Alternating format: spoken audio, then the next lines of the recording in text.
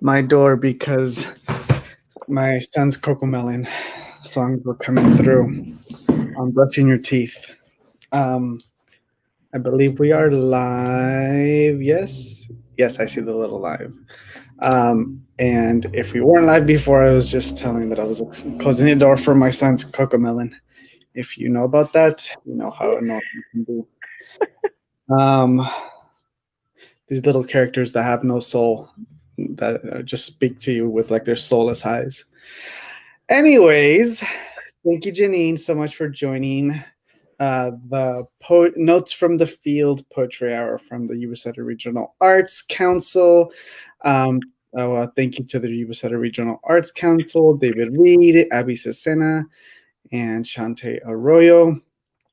Um, we have a lot of new programming coming up, so I wanted to plug that in. There's the Yuba City High School Youth Mariachi Orchestra. And then also the Yuba Sutter Film Festival. I'll look up the details towards the end. I'll just remind of the details. But right now, I'm going to be introducing Janine Joseph, who is our featured reader for today. Janine Joseph was born in the Philippines and immigrated to the U.S. at the age of 8 and lived undocumented in the country for 15 years. She is the author of the 2016 poetry collection Driving Without a License, which was the winner of the Kundiman Poetry Prize and a finalist for the Oklahoma Book Award. And her latest book, or her forthcoming book, which I'm very excited in reading, is Decade of the Brain, forthcoming in January 2023 from Alice James Books.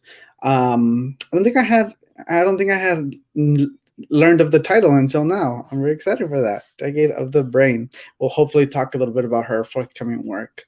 Her poems, essays, reviews have appeared in such national venues as The Nation, The Atlantic, Orion Magazine, the Georgia Review, the Rumpus, Poets and Writers, World Literature Today, and the anthology Borderlines Poems of Migration, as well as Best American Experimental Writing, which I'm actually interested in talking about. I didn't know that. We should talk about that.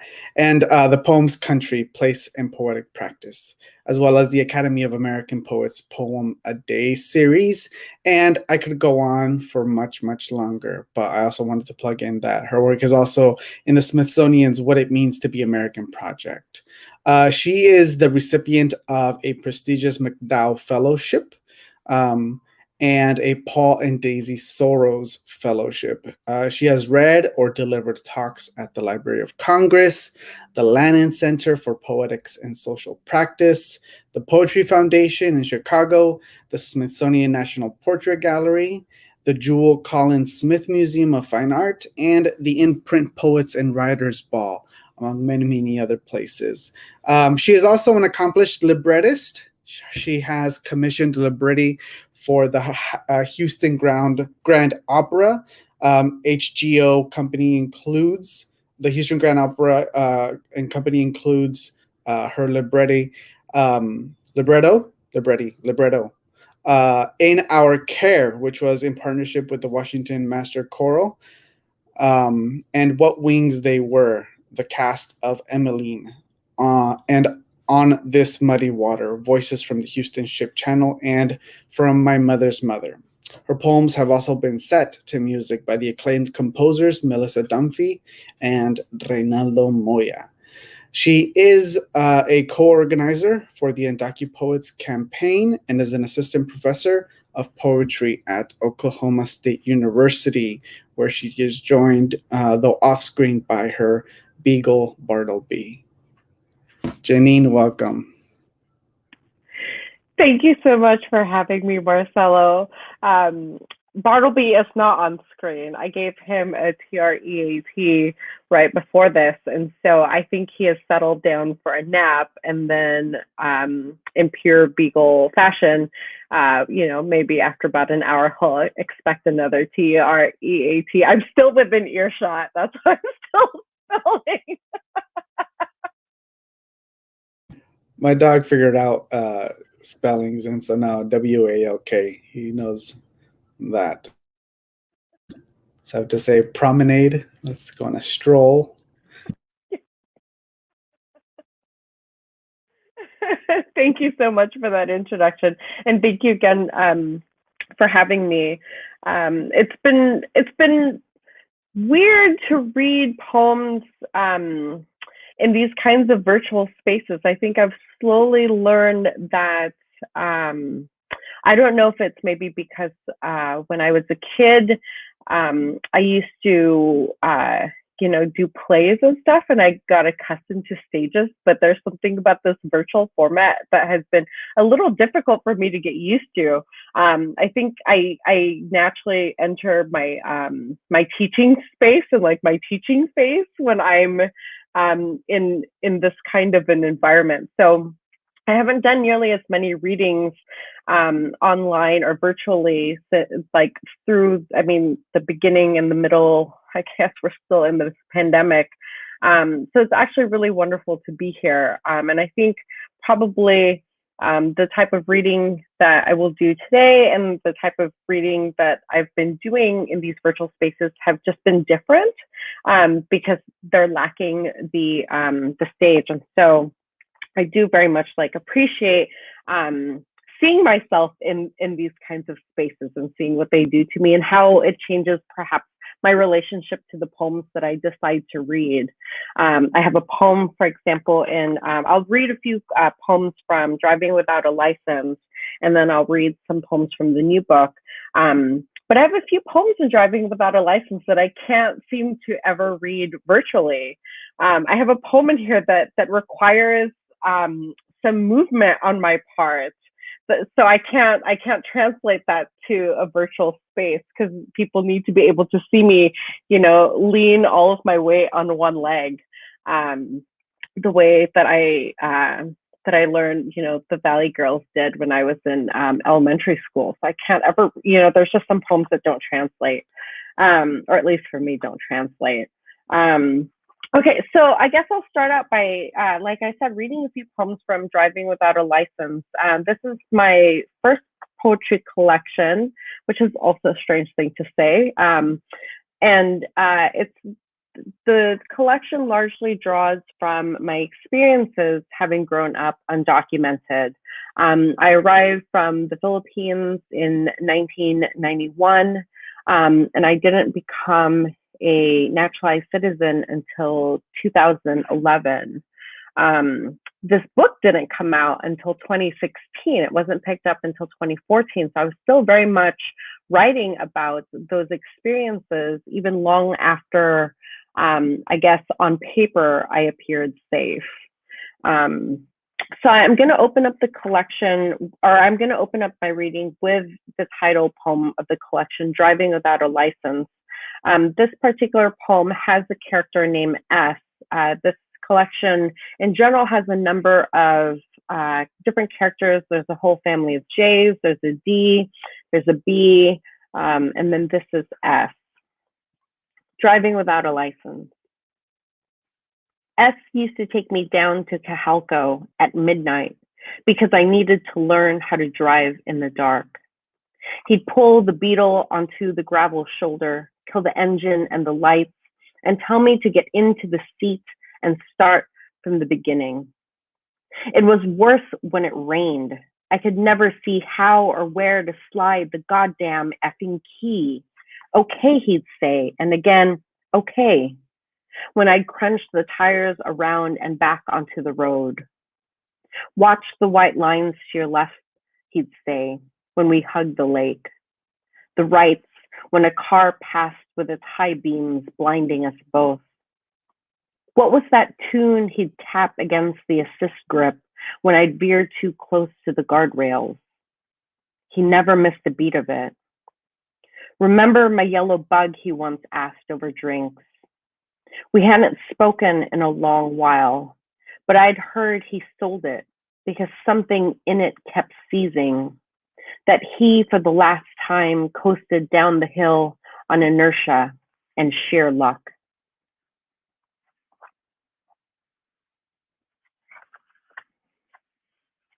This next poem is called Snakes in the Grass, and this one has both S and the character D. It's been a long time since I've read this particular poem, so I'm kind of excited to revisit it. That's, I guess, maybe the thing about working on revisions for this forthcoming collection is that I'm actively trying not to read the poems in the same order from Driving Without a License when I'm reading them out loud to an audience or for a recording, so that I don't fall back into the rhythms of the first collection. So this is called Snakes in the Grass. Shortly after D said I, and by I she meant those like me, should die, S and I drove over to AutoZone for another air filter because he said it'd give us better gas mileage. And back then, I was always about gas mileage.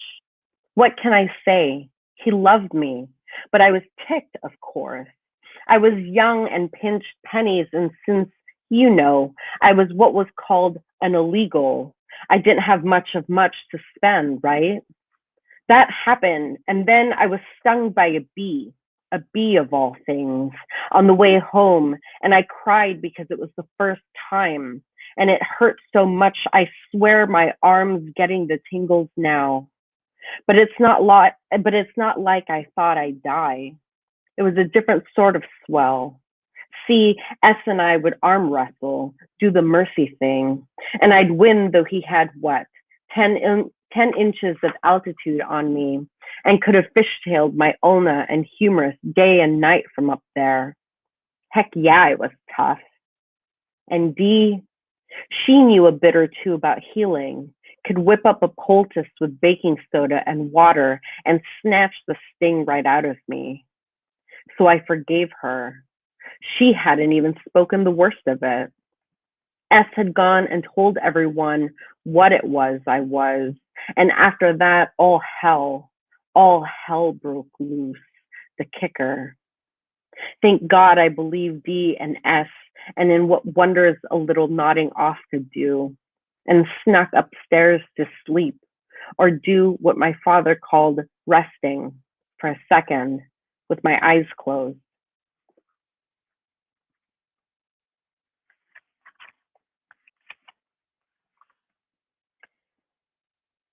I have a number of poems written in form in Driving Without a License, and I've found that I can't quite shake it.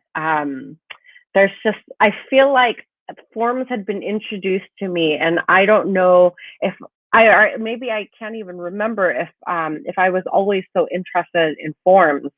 And I'll talk about this a little bit more maybe later, but I was involved in a car crash in 2008.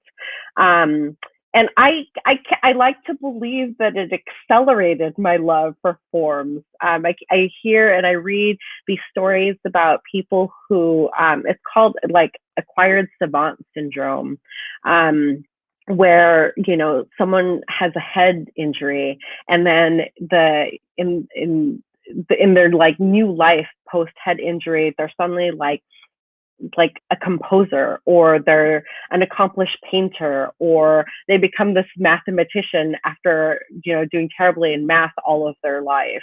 I like to pretend that what happened to me is now I just like aggressively write in poetic form. But I have some poems written in form and Driving Without a License, so maybe it was always there, and then it just got kicked up into high gear. So this poem is called Swarm, and it's a sestina at the end of the collection, but it's a sestina that I wrote in couplets, and so most people don't notice that it's a sestina unless maybe they're kind of looking for, or they start noticing that that there are words that are reappearing. I also always bend my use of form, and so I do try to disguise them. So this one is called Swarm. So many weeks the beagle barked at the buzz coming from the mulberry. Then it was gone. I stared at the leaves and grass and long driveway, but not one wing, drone, or honeycomb was left in our acre of land. And when I ran the bases the next day, the lunch bell rang, and I had this feeling. Call it a bark and call me a foreclosed house with a gate left open.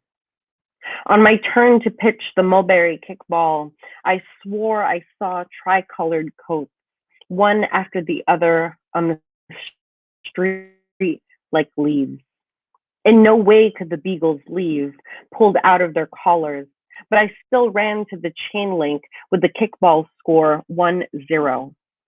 The yard duties whistled and barked, and I sprinted until I crushed mulberries under my sneakers. Nothing was left. My brothers had left, and my father had left, and my mother 7 times came and left until the ashes of 7 beagles were buried in tins under the largest tree.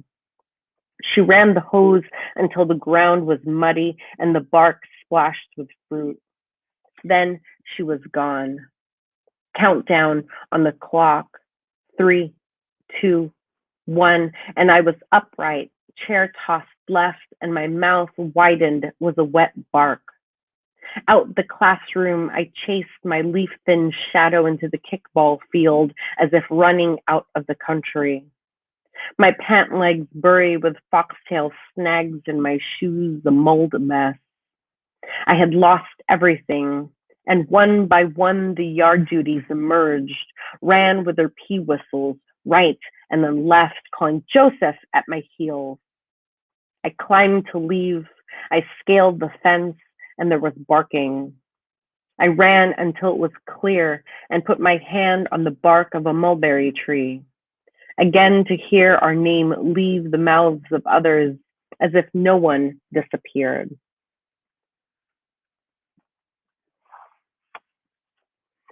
I think I'll segue now into the poems from this collection that I have coming out in 2023. I'm a slow writer, I've come to learn. I thought for a while it might be because, I was often, or at least my first book was largely produced in graduate programs, in my MFA and my PhD program. But I think I actually have internalized a lot of the teachings of my early teachers, of the teachers that I had in graduate school, who would always say, write a poem and then stick it in a drawer. And if you still like it after a year, then that's when you send it out. And it was something that I incorporated into my process. But I think I'm much more aware of it now that that everything is available on the internet, and some of these poems are going to have lives long after, long after I am gone. But yeah, so Driving Without a License got picked up in 2014. It came out in 2016. And then this one is 2023. And I'm in the process of working through revisions on these poems. It's going to be a strange collection. It's kind of exciting, at least for me. But the starting point for this particular collection actually begins in Driving Without a License. When I was working on that collection, as I mentioned previously, I was involved in a car accident. So in 2008, my father and I were rear-ended at a stoplight, and we survived largely because the car that he was driving was a Subaru. I very much believe in those Subaru commercials. The person who hit us was going, they estimate anywhere from 50 to 70 miles per hour. And the car was completely totaled. My dad was okay. He had a hairline fracture on his collarbone. And I suffered a pretty bad concussion. In fact, the life that I have now is very much a post-concussive life. And so this collection, this new collection begins in that space of driving without a license, and then deals with both the car accident, my memory loss, and with the fact that while I was suffering from memory loss, I was applying to become a U.S. citizen in this country. So all of those years are are wrapped up in each other. And it's taken me a while to write this collection, because I had a really bad concussion. And it's really hard to write poems when you become a different person and when you don't have access to the I guess maybe the memories that you come to believe make up who it is that you are. So I'm going to start with this poem called Coup Contra Coup, which is the word for whiplash, right? So coup is one direction of your head, and then contra coup is the next. I was at a low ebb when the ambulance reversed along the gravel, and the roar traveled to Janine. For days, the churned rocks looped their sound until her brain felt like the surf, and the familiarity lulled her to sleep. Lulled her in the hospital's machines, lulled her in the backyard of her father's home where she swayed in suspension like the empty hammock at first, then thrashed in the gale like Odysseus lashed to the mast of me.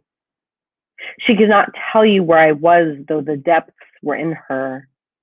Wailing where I waited were the sirens skirting the corner, the vehicle still leagues away from rescue.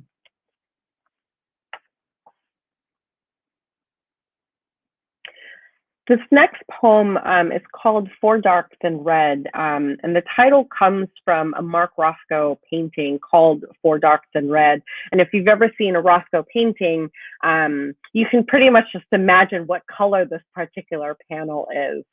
And this poem, too, was born out of a writing prompt from the Kundiman retreat. I took a workshop with the poet Eugene Gloria, and he had us write poems that were inspired by Laura Jensen's Bad Boats. And so this poem rises out of that. It's called For Dark Than Red. Bad body is a hemorrhaging Rothko. It drags like a laundry sack, smearing its unshowered oils across the wood floor. Down the hall, bad body takes a break like a bone.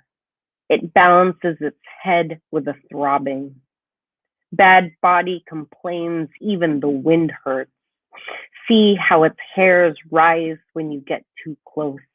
You are a zap of static. Bad body is so negative. Bad body won't get dressed. It stands in the open hallway, refusing to lift its arms for the shirt, refuses to lift its legs for the shorts. Bad body says, maybe tomorrow. Bad body says, can't you see I'm fatigued and red and redder and black camouflage? Bad body says, don't move, just listen, just stop, wait a second, give me a second. Bad body swells a bad grenade brain, now cupping its ears from the peeling.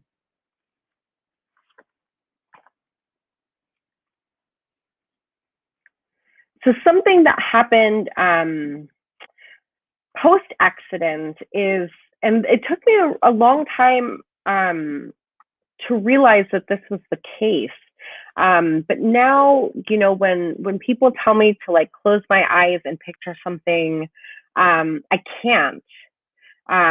It's gone. Apparently, this is a phenomenon called aphantasia, and it's where you know you don't possess this ability to visualize imagery. Right? They say that you have like a non-functional like mind's eye. I feel like it was something that was functional pre-accident, but there's no way of being able to tell now, right? Because I don't remember too much of who I was before my car accident. But I do know that you know, if someone says close your eyes and think of something, I can't really do that. It's pretty blank. Or if I don't see someone for a long time, they kind of don't really exist in terms of me being able to visualize them. I mean, it's not that like people just completely disappear from me, but I can't, like I can't close my eyes and picture someone, even if I see them every day, right? Like it doesn't even, yeah, it doesn't even have to be that I don't see them for a long time. I could just like leave the house and close my eyes and just not be able to imagine, um, you know, people, my family, loved ones, friends, students, etc. So this poem is called "Near the End of Our Time," and it does make reference to the ballet black nose sheep. They're these sheep that have completely like their fur is white on their body, but just their face, the fur is like pitch black. They're really cute. They're really fuzzy. And they're just really adorable. So when I say ballet, that's what I'm. Or actually, no, I say black nose. But those are the sheep I'm referring to. So this is called Near the End of Our Time. Near the end of our time, she asked me to imagine with her that it was as if and I closed my eyes, knowing where her sentence would twist. My faulting in the year meant I could draw a shroud and visualize, nothing exactly, but nothing on or of, say, the seaside in the relaxation exercise. Upon no meadow, I had no toes to curl and release until the bottoms of my feet were greened with calm. I jerk at the fall of no leaf, scatter no pine cones on no amble along the forest of my systematic imagining. Sheep bounding clockwise to bedtime would subduct at my lids shutting, my mind's eye dilating black as a black nose. I couldn't conjure a tongue, a cheek, my shoulder, an entire right arm, a fist to clench in the lapping of breath. Relax. Open your mouth wide enough to stretch the hinges of your jaw. Read her sheets at home where I gaped between sessions, cavernous as a casket.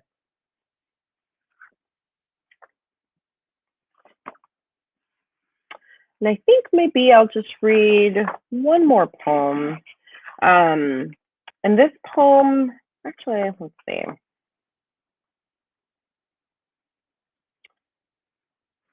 Maybe I won't read this one. Maybe I'll read this other one. I'll read one that I actually I don't. Maybe I've read it maybe once before. I'm not entirely sure, but let's go ahead and just read it. Why not?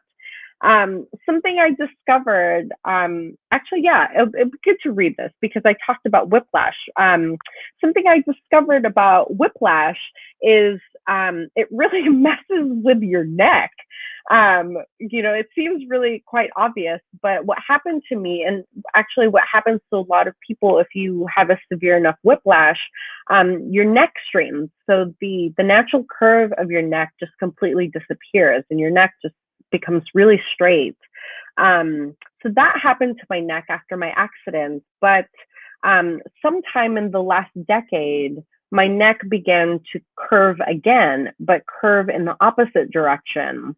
And so it is the neck that I now live with. And I had a really wonderful chiropractor who decided to take x-rays before adjusting me. And this is how we discovered the cause and the reason for my constant pain. So I'm quite thankful for her. So this is called "My Chiropractor Gives Me a Name." And the poem, I'm not gonna hold it up to the screen because this one has notes on it.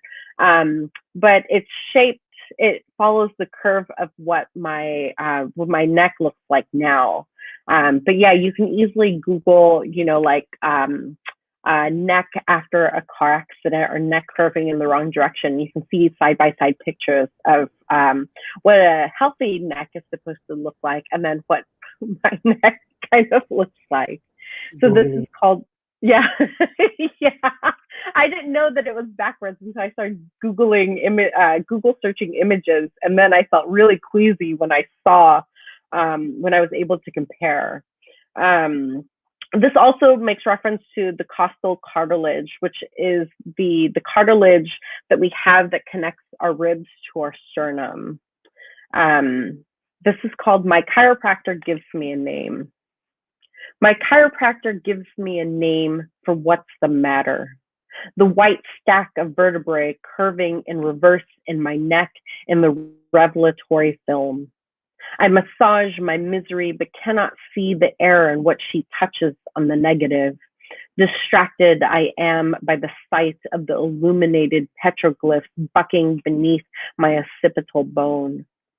We can correct this, she says, and she twice does so fast I don't remember closing on the drop table my eyes. On my back, low tide and stray stars suddenly after a decade, then her voice pooling clear in my ears. She, by the light box where my spine lingers, lets me heave an O when I side by side see a healthy neck against mine and see my nape as held by the wreck. Oh, she leans in her study of what of my body the rays traveled accidentally. My costal cartilage long calcified, skeleton a lantern in the air rendered black. I put my face in the reflection. And I'll stop there. But yeah, at the very end, I did discover that through these like X-rays, my cartilage in my ribs turned to bone. So I am like a solid, full, like ribbed person. That's wild. Wow. Well, thank you so much, Janine. I want to be here. I know we can't see people. Sometimes that's good. Sometimes that's terrifying. I find it terrifying when there isn't a host and it's just me reading to myself, and I don't gauge like how I did or how the audience is reacting. And it's true. But thank you. I will give you a substitute for all of the other hands here. Thank you. It is so different and it's so terrifying, you know, thinking about a stage when you're writing and there not being one when you're reading, especially like on virtual platforms. There's the definite pros of accessibility. The reason also we're able to have you join us here from Oklahoma. Otherwise we would have to plan probably a year ahead of time and all of that. And we can reach so much more people, but at the same time, like you say, there's a bodily function is not the word I'm thinking about, but there's poems are bodied, and part of the poem is your body reciting it, is your body reading it. And it's interesting how you were talking about that lack of stage and how your relationship of poems um, depend on your relationship to the audience, and that's true for me as well. Have your relationships to poetry, your poems change, not just in what you decide to read, but also how you write? Yes. I think, I don't know. So I was working on this next, I was working on the poems for Decade of the Brain through the pandemic too. And I actually don't think that, so I feel like this is a complicated question in that, my response largely to the pandemic, just not being able to travel, being a little wary of strangers. I feel like there were parts of me that drew from my experiences of having grown up undocumented, right? Like not knowing what would happen if I came in contact with a stranger, just not being able to move nearly as much. So in some ways, some part of my life remain familiar. But then, to bring back what I've been talking about in terms of like reading these virtual spaces and not having this kind of stage, I found, when I was doing readings for Driving Without a License, that something that made it possible for me to read to various audiences was to kind of step into a version of myself, one that I was prepared to be public, to have public facing, right? To be able to read these really vulnerable poems, to answer questions that maybe in outside of those spaces I wouldn't want to be asked, or I wouldn't want to like answer, right? Like there was some kind of some performative aspect, right, that I had to embrace, and that I grew quite comfortable with. And in these virtual spaces, it feels far less performative, right? Like it's all of a sudden it's just me vulnerable with the poems, because exactly, exactly.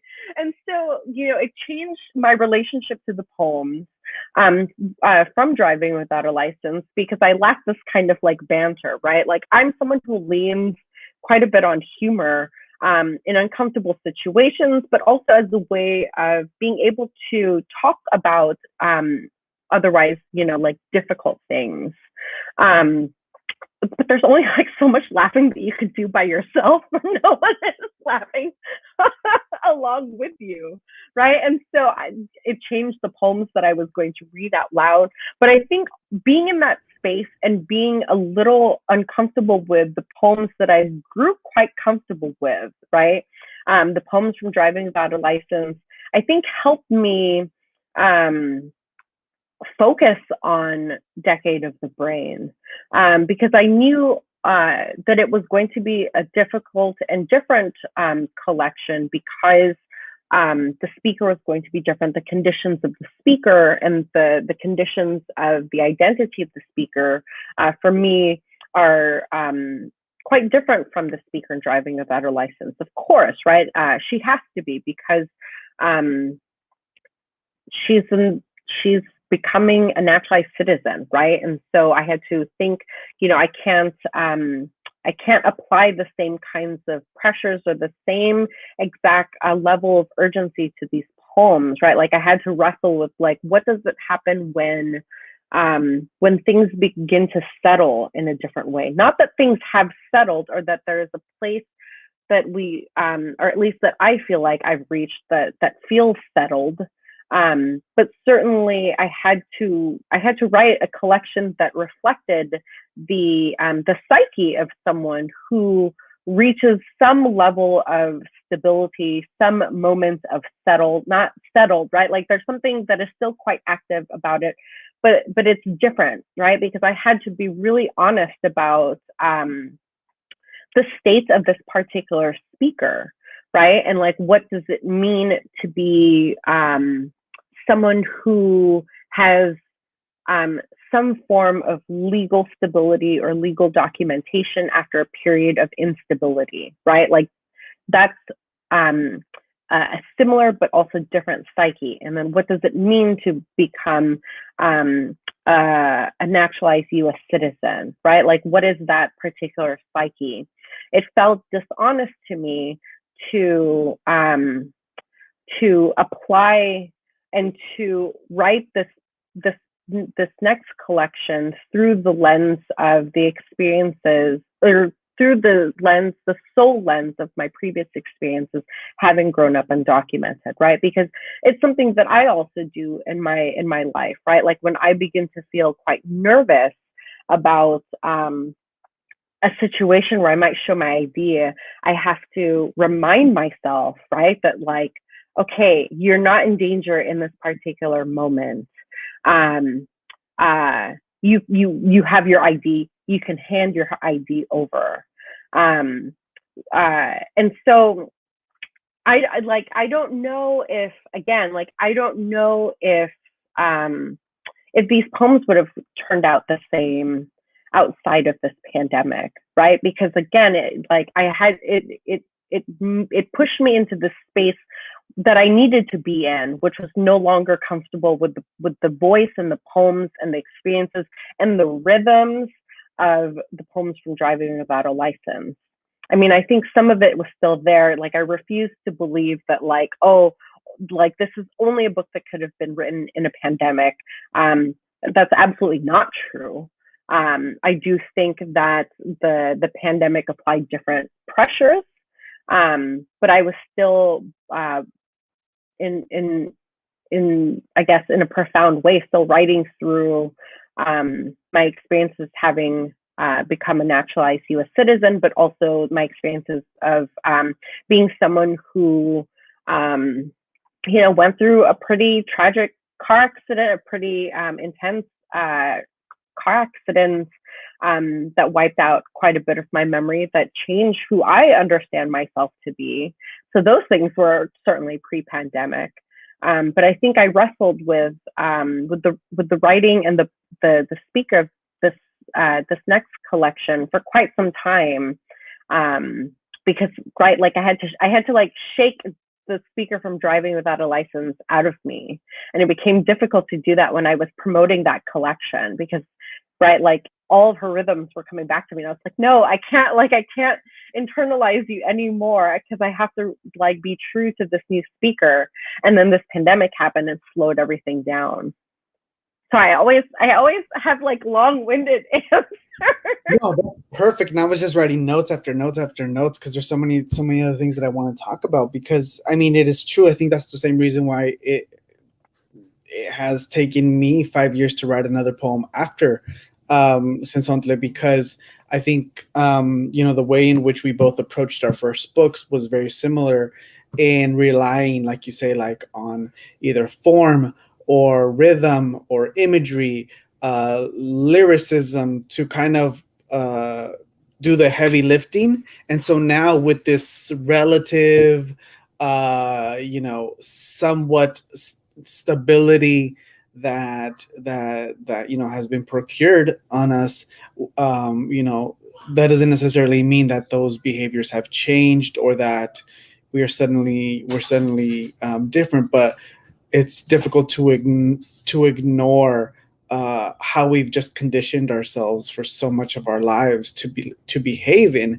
and how that translates into our work, both before and then after.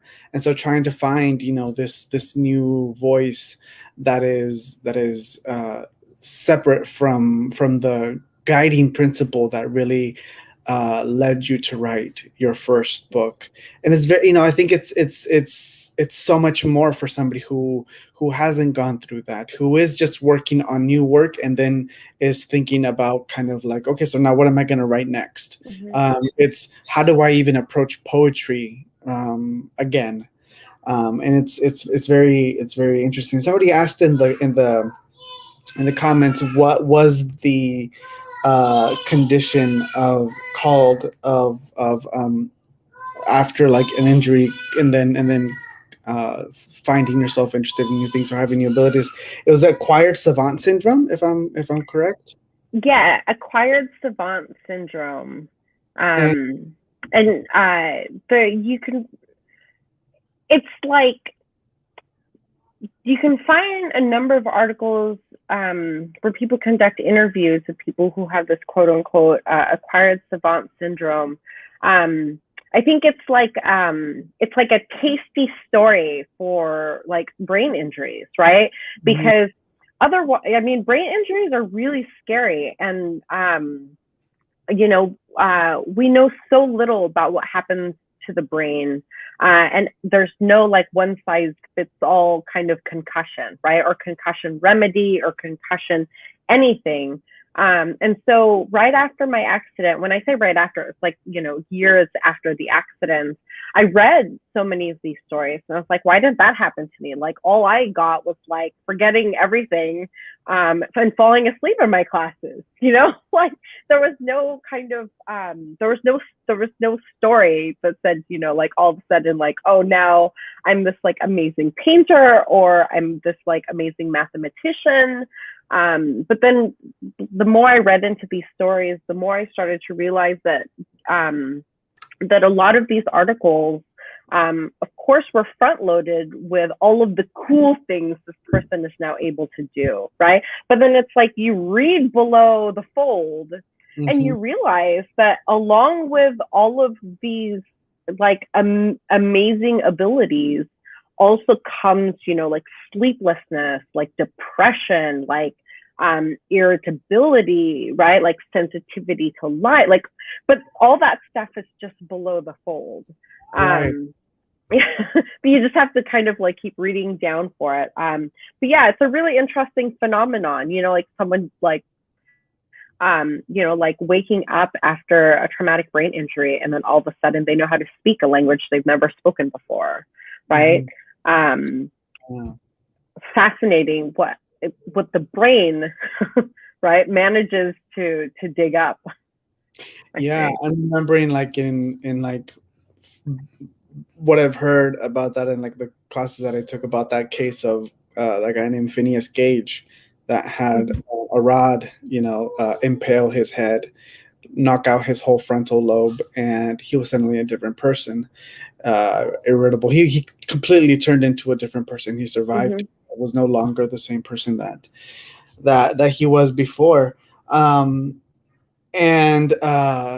you know, I'm thinking of books like Kay Redfield Jameson, An Unquiet Mind, a memoir of moods and madness, in which she studied herself. She was a psychologist, and she was a research psychologist in which she studied mood disorders and then learned that she was diagnosed with bipolar 1 disorder herself. And it was very much a book about both the field, but also using herself as a subject of study and herself as an anecdotal form of knowledge.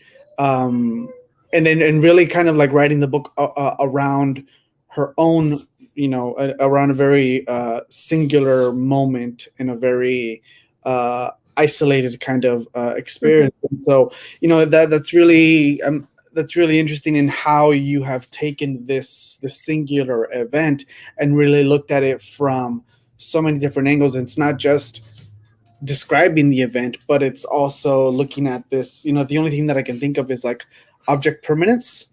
My son is okay, puppy. Thank you. He has a mustache. You want to tell me. Yeah, like this, the what you talk about of closing your eyes and not being able to visualize, you know, people, and how that comes, you know, when we're little of this, when we grow into the idea of object permanence, that things still exist after we close our eyes or once we can no longer see them. Is that the name for that you would kind of ascribe? I don't know. Like I've looked into. I mean, the name that that I ended up discovering was aphantasia, right? As an actual. And there are people who have been like this all their lives. You know, like I know someone who didn't know that that people could picture things when they close their eyes, right? Like that could imagine things when they close their eyes. Also, another poet, right? And so this was a really kind of like strange phenomenon. It's you know, it's like I have these words at my disposal, but I also hesitate to use them because I don't exactly have a record of my brain before my accident, right? Like this was part of what I struggled with after my concussion, when I kept going to various doctors, seeing different neurologists, and trying to get a sense of where my baseline was, right? Like they kept saying, you know, you're able to answer these questions or you remember these things. And I would say, yeah, but I'm like, this isn't me. Like I know deep down that this is not me, but I can't tell you exactly what me is. And they just kept saying, well, you know, like people don't get scans of their brains like before they get an accident, right? Like all we have to work with is your brain now.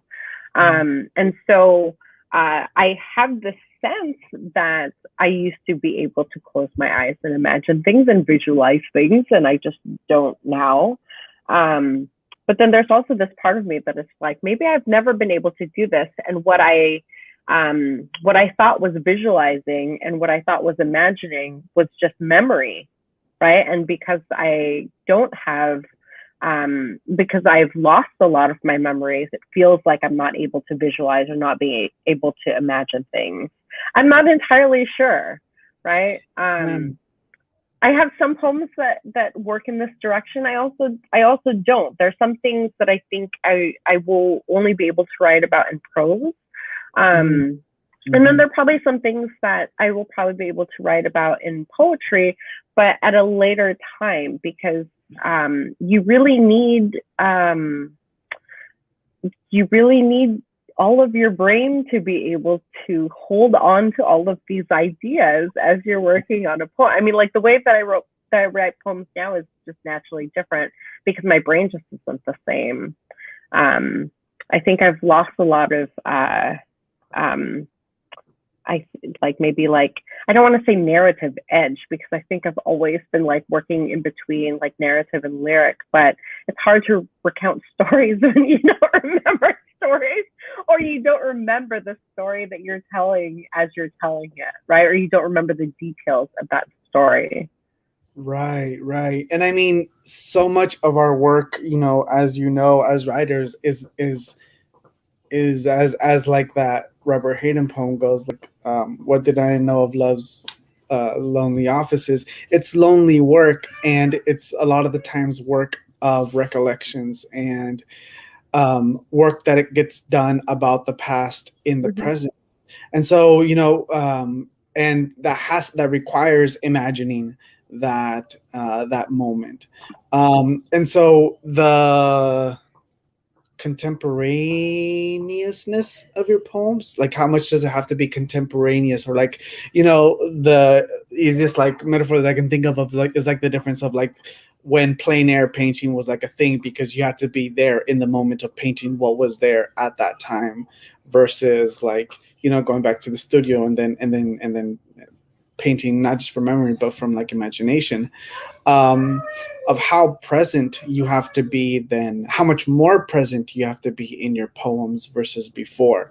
And do you have the luxury, is it a luxury to write about the past, and so working around that, Mm-hmm. through the present. I don't know if that makes sense.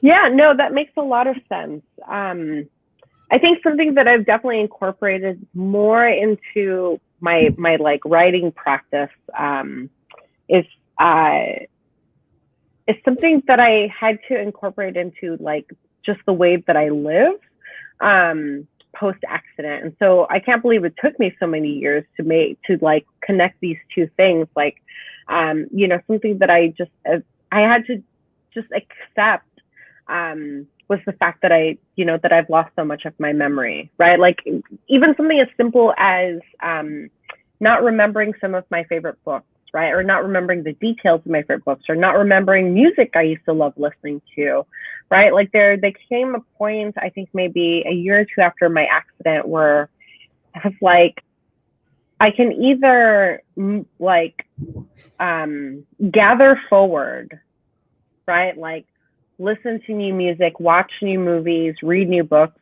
or I spend all of my time going back and rereading past books. Um, and I just had to accept that I probably should be gathering forward, right? Like that should just be my momentum. And I don't know, right? Like that was the only way that I figured out how to like live after like my accident. Was just kind of accepting that things were gone and not dwelling too hard on them, right? Like I really clung to Elizabeth Bishop's One Art after my accident in a very different way than I'd ever experienced that poem pre-accident. But then, to translate that to my actual writing was something else. It took longer to accept that, right? That like that you know that I could be writing a poem and all I have is the space of that poem as I'm writing it, and the moment that I leave it, it's kind of gone, or I just like enter in a totally different space, right? It's like I'm in the in the time of the poem as I'm writing it. And I Mhm. have to stay for as long as I can in that time, because the moment that I'm out of that time, right, it's like I leave that whatever space that it is in, right? Like it's like lucid dreaming. Maybe I'm a lucid dreamer, so that's the maybe the closest thing that I can think of. Right, it's like entering the space between like sleep, where maybe you're not dreaming, you're not remembering your dreams, and your waking state, right?